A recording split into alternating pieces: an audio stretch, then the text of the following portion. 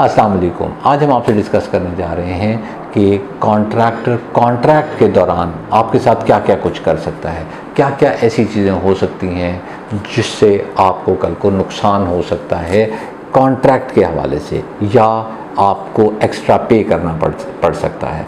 बहुत से लोगों का ये ख्याल होता है कि कॉन्ट्रैक्ट कराना सबसे आसान काम है, हम कुछ नहीं भूलेंगे, जितनी क्लॉजेस हैं सब हम ऐड करा देंगे और सारी चीज़ें ऐड करवाने के बाद हमें तो वो पकड़ ही नहीं सकेगा। अब जिस कॉन्ट्रैक्टर की ये इंटेंशन हो कि उसने किसी ना किसी तरह कुछ चीज़ें कन्फ्यूजन में रखनी है, एम्बिग्विटी रखनी है, तो वो उन चीज़ों को हाईलाइट नहीं होने देगा। वो तरीके से उन्हें इग्नोर कर देगा, मिस करा देगा और फिर उसके बाद एंड में वो कन्फ्यूजन्स होंगे और कन्फ्यूजन्स पे वो पैसे कमा लेगा। वो ये कहेगा कि ये चीज़ें तो इंक्लूडेड नहीं थी कॉन्ट्रैक्ट में, अब आपके लिए इसे मुझे पे करना पड़ेगा, और वो एक्स्ट्रा पैसे बना लेगा। तो शुरू में शायद कॉन्ट्रैक्ट अमाउंट कम दे देगा और बाद में वो एक्स्ट्रा आपसे चार्ज कर लेगा। तो चलें देखते हैं वो चीज़ें जो मेरे ख्याल में कॉन्ट्रैक्ट में वो नहीं डलवाने देता या तरीके से इग्नोर करवाता है हम लोगों से जो घर बनवा रहे होते हैं। सबसे पहले तो ऐसा कॉन्ट्रैक्टर जो एम्बिगुअस रखना चाह रहा हो कॉन्ट्रैक्ट को, वो करता क्या है कि वो कॉन्ट्रैक्ट होने ही नहीं देता। वो कहता है जैसे आप कहेंगे जी कर दूंगा, आपको कोई फिक्र करने की ज़रूरत नहीं है और आप बस काम शुरू कराएं, बिस्मिल्लाह पढ़ें, चीज़ें महंगी हो रही हैं, ये हो रहा है वो हो रहा है, हमें काम शुरू कर देना चाहिए। ये ऐसे ही है कि आप किसी रिक्शे पे या किसी टैक्सी पे बैठे हैं और आपने उसे कहा है कि कितने पैसे लोगे फ़लाँ जगह के, तो वो कहता है जो मर्ज़ी दे दीजिएगा।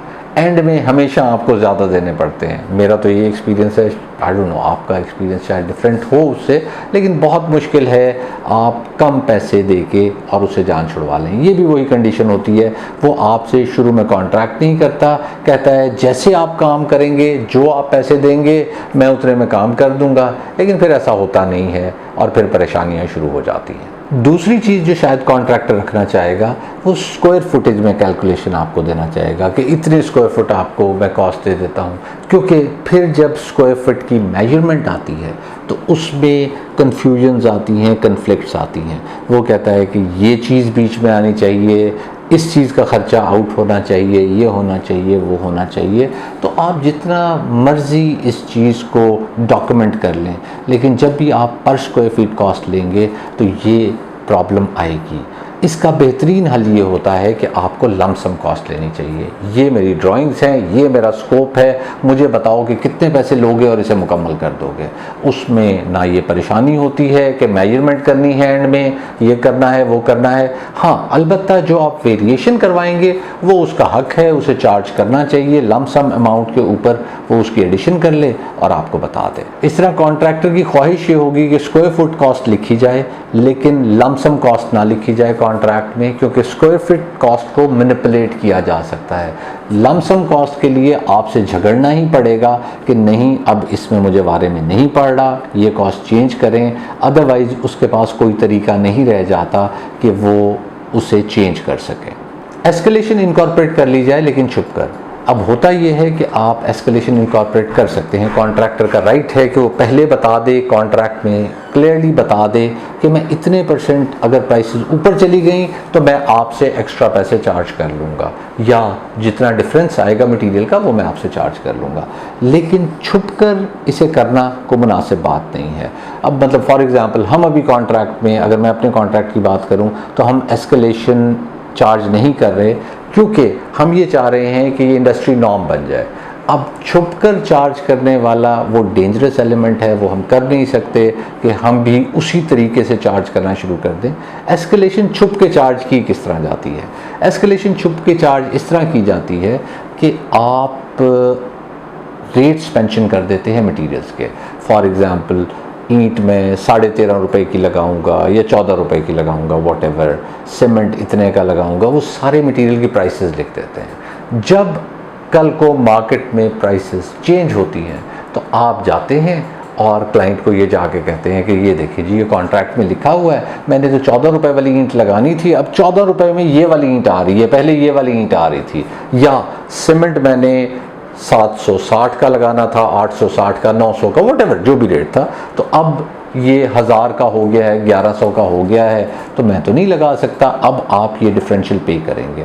तो क्लाइंट कहता है कि एस्केलेशन की बात तो हुई ही नहीं थी। तो वो कहते हैं जी लिखा हुआ है, हमने तो वही मटीरियल लगाने हैं, उसी कॉस्ट में लगाने हैं, अब जो डिफरेंशियल है वो आप पे करेंगे। तो ये छुप के, और ये बड़े कॉन्ट्रैक्टर्स कर रहे हैं, ऑनेस्टली बहुत बड़े बड़े कॉन्ट्रैक्टर्स ये कर रहे हैं, प्राइसेस लिख देते हैं, आपको बताते नहीं हैं कि उन्होंने एस्केलेशन इंक्लूड कर ली है, और कल को आपको तंग होना पड़ता है। अब जिसने एस्केलेशन इंक्लूड नहीं की हुई वो आपको 5, 7, 10% उसका हक है। इससे ज़्यादा इन्फ्लेशन है इस मुल्क में, इससे ज़्यादा प्राइसेस ऊपर जा रही हैं, तो उसका हक है कि वो मार्जिन बिल्ड इन करे। अगर 10 नहीं करता तो 6 करे, 7 करे %। ये लोग क्या करते हैं, इन्होंने चूँकि एस्केलेशन बिल्ट इन कर ली हुई होती है, इनकी प्राइसेस नीचे हो जाती हैं, और जब आप प्राइसेस पे कंपैरिजन कर रहे होते हैं तो आप इन्हें कॉन्ट्रैक्ट दे देते हैं, और बाद में ये कॉन्ट्रैक्ट आपको उल्टा पड़ जाता है इन टर्म्स ऑफ फ़ायदा लेना या अच्छा घर बनवाने के। और का लफ्ज़, अगली चीज़ जो मैं डिस्कस करने जा रहा हूँ बहुत ही इंटरेस्टिंग है। और OR, इंग्लिश वाला और, उर्दू वाला और नहीं। और का लफ्ज़ कॉन्ट्रैक्ट में इस्तेमाल होना ख़ासकर मटेरियल्स के लिए आपके लिए डेंजरस हो जाता है। पहले तो ब्रांड्स मेंशन नहीं करते, अगर मेंशन करते हैं तो ये और ये और ये। सो आपको 2 अच्छे ब्रांड्स दिखा देते हैं, एक हल्का ब्रांड दिखा देते हैं, कहते हैं कि हम ये अच्छे ब्रांड्स यूज़ करेंगे, लेकिन अगर मार्केट में शॉर्टेज हो गई तो फिर हम क्या करेंगे, उस केस में तो हमें कुछ ना कुछ आपको देना है, तो फिर हम हल्का ब्रांड दे देंगे। अब जब वो हल्का ब्रांड इनमें शामिल हो जाता है तो आपके घर पे वही हल्का ब्रांड लगना शुरू हो जाता है। तो ये जो और का एलिमेंट है इन कॉन्ट्रैक्ट, ये कॉन्ट्रैक्टर्स डालते हैं, और ये आपको कल को परेशानी हो सकती है। इसके बाद जिस पे मैं बात करने जा रहा हूँ वो है मोबिलाइजेशन एडवांस बहुत जल्दी ले लेना, या मोबिलाइजेशन एडवांस बहुत ज़्यादा ले लेना। किसी हद तक कॉन्ट्रैक्टर्स मोबिलाइजेशन एडवांस ज़्यादा लिख के लाते हैं, उसके बाद कहते हैं कि जी आप हमें मोबिलाइजेशन एडवांस जल्दी देंगे, हम मटेरियल बुक करा देंगे, मटेरियल उतना बुक हो जाएगा, उतना स्मूथ काम चलेगा, क्योंकि मटेरियल में बहुत फ्लक्चुएशन है। किसी हद तक उनकी बात ठीक है, लेकिन आपका लॉजिक ये होना चाहिए कि क्या मैं सारे पैसों का ट्रस्ट आप पे कर सकता हूँ? कल को आप भाग गए तो क्या वो सारा मटेरियल वहाँ पे पड़ा होगा, वो सीमेंट सारा वहाँ पे पड़ा होगा, वो ईंटें सारी वहाँ पे पड़ी होंगी? रेत बजरी चलें, रेत बजरी ईंट तो रखी जा सकती है, लेकिन सीमेंट नहीं रखा जा सकता। इसी तरह सरिया भी नहीं रखा जा सकता, सरिया रस्ट होना शुरू हो जाता है। आप एक लिमिट तक, अगले 1-1.5 माह तक का सरिया, 1 माह तक का सरिया रख सकते हैं, लेकिन उससे ज़्यादा सरिया आपके लिए स्टोर करना पॉसिबल नहीं होता।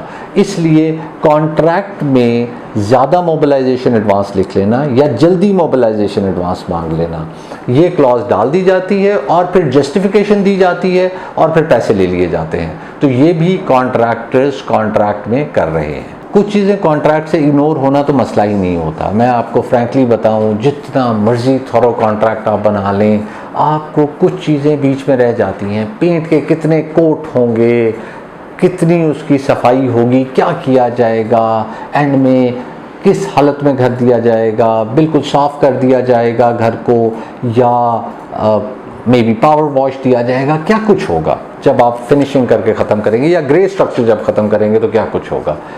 बहुत सी ऐसी चीज़ें हैं जो कॉन्ट्रैक्ट से स्किप्ड होती हैं। वो स्किप्ड चीज़ें आपको एटलीस्ट ये गारंटी होनी चाहिए कि कॉन्ट्रैक्टर की ये क्रेडिबिलिटी है कि वो देगा चीज़ें। ऐसे नहीं है कि जो लिखा हुआ है बस मैं यही कुछ करूँगा और मैं रिजिड रहूँगा और इससे बिल्कुल डेविएट नहीं करूँगा। अब ये वो चीज़ें हैं जो आप नहीं लिख सकते, और एंड में आपको अगर एक कोट करके दे देता है वो पेंट का, तो आपको फिर दोबारा पेंट करवाना पड़ेगा, किसी से करवाना ही करवाना पड़ेगा। मेरे से कुछ लोग पूछते हैं, वो कहते हैं जी 40-50 हज़ार में घर हो जाता है, हम आते हैं एक कूची फिरवाते हैं और सारे का सारा घर हो जाता है, और बड़ा अच्छा वो घर करके चले जाते हैं। प्लीज़, वो अच्छा घर नहीं हुआ होता, उसके ऊपर एक सिर्फ लेयर और चढ़ा दी जाती है। जब प्रॉपर पेंट किया जाता है तो आप लोगों को भी पता है कि उसका क्या प्रोसीजर है, उसके क्या तरीक़ाकार है, वो अच्छे भले स्टेप्स होते हैं, उसमें एक ही शेड लाया जाता है, फिलिंग सही से होती है, रगड़ाई होती है, ये सारी चीज़ें हो के जब आप बैलेंस कर लेते हैं वॉल्स को, उसके बाद फिर हम पेंट करना शुरू करते हैं, या मतलब उस तरह होना चाहिए पेंट। तो ये एक छोटी सी मैंने एग्जांपल दी। ये चीज़ें स्किप होनी ही होनी होती हैं, ये कॉन्ट्रैक्ट में नहीं होती। यहाँ कॉन्ट्रैक्टर की क्रेडिबिलिटी आती है और वो कॉन्ट्रैक्ट को यहाँ छेड़ लेते हैं। जो हल्का कॉन्ट्रैक्टर है जिसने कम रेट पे, बहुत कम रेट पे कॉन्ट्रैक्ट लिया है, वो इधर कॉम्प्रोमाइज़ करना शुरू कर देगा और कॉन्ट्रैक्ट में वो चीज़ें होंगी नहीं। इसी तरह क्वालिटी ऑफ वर्कमैनशिप तो कॉन्ट्रैक्ट में लिखी नहीं होती और लिखी जा भी नहीं सकती। आप डिटर्मिन कर ही नहीं सकते कि क्वालिटी आपको कैसी मिलेगी। तो जहाँ सस्ता कॉन्ट्रैक्ट आप करते हैं वहाँ मार्जिन उतना ही लेना होता है उस बेचारे ने भी, क्योंकि मार्जिन ऑलरेडी स्क्वीज्ड है। वो करता क्या है, वो सस्ती लेबर ले आता है। सस्ती लेबर उस क्वालिटी की लेबर नहीं होती और फिर वहाँ डिफरेंसेस आना शुरू हो जाते हैं, वहाँ आपके प्रॉब्लम्स आना शुरू हो जाते हैं कंस्ट्रक्शन प्रोसेस में। इसलिए क्वालिटी ऑफ वर्कमैनशिप को कॉन्ट्रैक्ट में नहीं लिखा गया होता, इसलिए वो आपको इस चीज़ पे कॉन्ट्रैक्टर्स, अगर उसकी इंटेंशन है आपसे एक्स्ट्रा पैसे लेने की, पैसे कमाने की, आपको तंग करने की, तो इसमें वो बहुत छेड़छाड़ कर सकता है। फ्रंट लोडिंग की मैं कभी कभी बात करता रहता हूँ। फ्रंट लोडिंग एक ऐसा एलिमेंट है जो आपको तंग कर सकता है आपके कॉन्ट्रैक्ट में, और ये कॉन्ट्रैक्ट में ही मेंशन होता है क्योंकि कॉन्ट्रैक्ट पे पेमेंट स्केड्यूल आया हुआ होता है। आप लोग उस पेमेंट स्केड्यूल को साइन कर देते हैं। और एक आपको एग्जांपल देता हूँ फ्रंट लोडिंग की। नॉर्मली स्टार्ट में प्लानिंग फेज होता है, काम स्लो होता है। उस दौरान अगर टाइमलाइन से आपका कॉन्ट्रैक्ट एसोसिएट हो गया है, यानी कि हर 15 दिन बाद आपने पेमेंट देनी है, तो आपका कॉन्ट्रैक्ट ऑटोमेटिकली फ्रंट लोड हो जाएगा। यानी कि शुरू में पैसे ज़्यादा चले जाएंगे और उसके बाद फिर अगर कॉन्ट्रैक्टर की इंटेंशन ख़राब हुई तो आपको प्रॉब्लम आना शुरू हो जाएगा। ये आपको शुरू में ही डिटर्मिन कर लेना चाहिए कि कहीं कॉन्ट्रैक्ट फ्रंट लोड तो नहीं हुआ, और अगर फ्रंट लोड हुआ है तो मैंने आपको एक बात बताया कि वो टाइम से अटैच्ड हो जाएगा ताकि आप शुरू में ज़्यादा पेमेंट कर लें। अगर ऐसा आपको नज़र आ रहा है तो आप फ़ौरन कॉन्ट्रैक्ट चेंज कराएं, क्योंकि अगर आपने कॉन्ट्रैक्ट साइन कर दिया तो वो कहेगा आपने मेरे से कॉन्ट्रैक्ट किया हुआ है, आप भले मानस आदमी हैं, आपको पहले ये सब चीज़ें देख लेनी चाहिए थी, अब आप मुझे पेमेंट करें। और ये मैंने बहुत वाक़यात सुने हैं जहाँ लोगों के काम रुक गए हैं और काम रुकने पे भी वो कॉन्ट्रैक्टर कह रहा है कि मुझे पेमेंट आप देते रहें, क्योंकि आपने टाइम ड्यूरेशन के हिसाब से पेमेंट मेरी रखी हुई थी। काम सिर्फ कॉन्ट्रैक्टर की वजह से नहीं रुकता, बाज़ दफ़ा सोसाइटी की वजह से रुक जाता है, बाज़ दफ़ा बारिशों की वजह से रुक जाता है, छुट्टियों की वजह से रुक जाता है। अभी ईद की छुट्टियां आ रही हैं, लेबर चली जाएगी, 15-15 दिन नहीं आएगी, उसने 15 दिन बाद अगली पेमेंट आपसे ले लेनी है। इसी तरह कॉन्ट्रैक्ट में ये नहीं लिखा होता कि आपको साइट हैंड ओवर किस तरह होनी है। अब मैंने इसका एक जिक्र पहले किया कि क्लीनिंग कितनी की गई है, साइट को कितना सफाई से दिया गया है, आपका कहीं एक हफ़्ता उसे साफ़ करने पे तो नहीं लगना, आपका जो एक्स्ट्रा सामान बचा है वो आपको हैंड ओवर किया गया है नहीं किया गया, जो कॉन्ट्रैक्टर का सामान है वो लेके गया है नहीं गया। ये सारी चीज़ें भी कॉन्ट्रैक्ट के स्टेज में अगर आप इनकॉर्पोरेट नहीं करा सकते तो कम से कम डिस्कस ज़रूर कर लें अपने कॉन्ट्रैक्टर से कि वो क्या क्या चीज़ें करके देगा इस स्टेप पे। इसी तरह कॉन्ट्रैक्ट के स्टेज पे आपको सब कॉन्ट्रैक्टिंग की डिटेल्स नहीं दी जाती कि सब कॉन्ट्रैक्टर कौन होगा। जो सब कॉन्ट्रैक्टर होगा वो फटे वाली शटरिंग लाएगा, सब कॉन्ट्रैक्टर चिपबोर्ड वाली शटरिंग लाएगा, या सब कॉन्ट्रैक्टर स्टील वाली शटरिंग लाएगा। ये सारी ऑप्शंस हैं जो आपको नहीं बताई जाती, और उनके पास अपनी शटरिंग है या उन्होंने सबलेट करनी है। सुपरवाइज़र होगा नहीं होगा ये आपके कॉन्ट्रैक्ट में जनरली नहीं लिखा जाता। और अगेन सुपरवाइज़र अगर होगा तो नॉर्मली ये पॉसिबल नहीं है कि एक सुपरवाइज़र एक ही प्रोजेक्ट पे फुल टाइम बैठ जाए, तो वो कितने प्रोजेक्ट्स देख रहा होगा, वो आपके प्रोजेक्ट पे ऑन एवरेज कितना टाइम देगा, ये सब चीज़ें क्लियरली नहीं बताई जाती। एक्सक्लूजन्स और स्केड्यूल वो अगली चीज़ है जो मैं मेंशन करता भी रहता हूँ, जो बहुत बहुत बहुत ज़रूरी है आपको जाननी, और ये वहाँ पे आपको लेनी है कॉन्ट्रैक्ट स्टेज पे।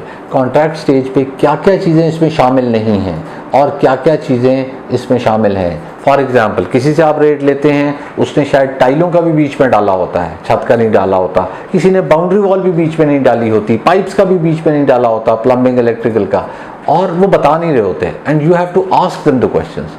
मैं आपको फ्रैंकली बताऊं, जब कॉन्ट्रैक्टर ये सब चीज़ें नहीं बता रहा होता और आपको आके रेट बताता है, जी मैं आपको रेट दे दूंगा 2000 रुपये, आप उसे पूछना शुरू करते हैं कि जी इसमें बाउंड्री वॉल शामिल है, नहीं जी इसमें बाउंड्री वॉल शामिल नहीं है, तो ये उसे 2000 रुपये के साथ साथ सारा मेंशन करना चाहिए।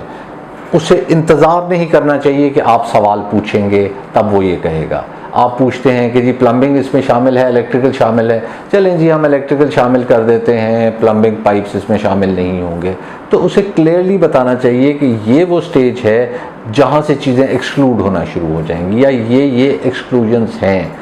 ये कोई बहुत मुश्किल काम नहीं है। जो रेगुलर काम करते हैं उन्हें पता है कि ये चीज़ें एक्सक्लूडेड हैं फ्रॉम रेट स्ट्रक्चर, वो एक पेज पे टाइप करें, प्रिंट करें, हाथ से लिखें और आपको थमा दें।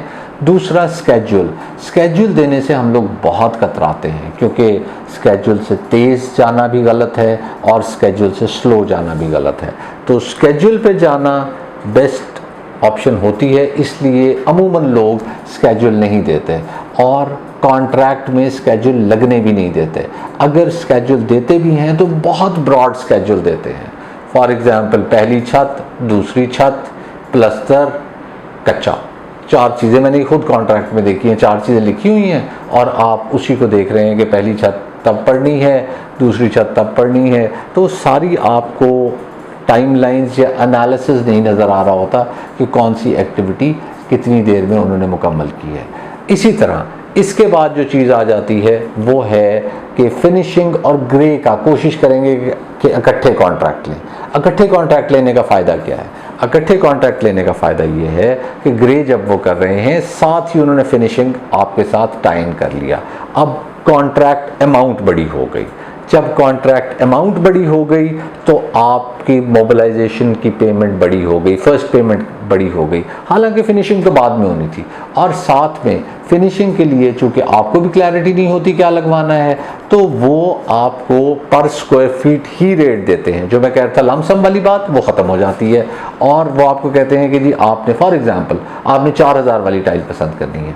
जब आपका ग्रे बनेगा, कंप्लीट होगा, फिनिशिंग की स्टेज में आएगा, तो ये मैं पहले भी 2-4 दफ़ा मेंशन कर चुका हूँ, तो 3500 वाली टाइल ऑटोमेटिकली 4000 रुपये पे हो चुकी होगी।